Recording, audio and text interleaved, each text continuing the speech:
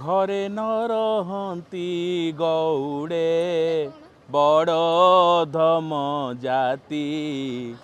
घेनी बच्छा वृंद सहित बने बुलंती नीति। महाप्रभुंकर आज बनभोजी वेश गोपाल बालक मान सहित बन में भोजी करी खाइबार जो आनंद से बेश हस्तरे श्रीहस्तरे धारण करथिले रूपा पिंगण रे सर एवं अनेक सुवर्ण माल सहित महाप्रभु गोपाल घरर बालक मान सहित जेहेतु नीला करुले अपूर्व खुआमुंडा माल तांकर श्रीअंगे शोभा पाउथला 108 लेखा माल गुंथा होता जोटा कि आमर छत्तीसा निजगर नायक पाटजोशी महाप्रत प्रदान करथिले। श्रीमंदिर प्रशासन तरफ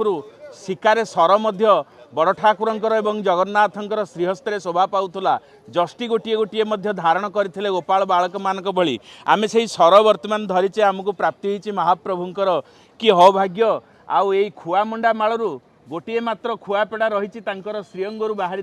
तुलसी सहित आम हाथ में वर्तमान आपण मैंने देखुंट जो ठाकुर की समस्त प्रकार घागड़ा माली बाहाड़ा माली हरिड़ा माली सुवर्णर विभिन्न प्रकार माली सहित ए खुआपेड़ा को श्रीअंगे धारण करते माला आकार में ताहा केवल सेवक मान को ही प्राप्ति होता है। जय जगन्नाथ महाप्रभु जय आपणकर से अपूर्व वनभोजी वेश आज प्रथम वेश भाद्रव मास कृष्ण पक्ष दशमी रे आपण आज दर्शन देइछंती भक्त मान को अनेक प्रकार देवता किन्नर गंधर्व समस्ते आज कृतार्थ होइछंती महाप्रभु आपणकर सानिध्य लाभ करी। जय जगन्नाथ।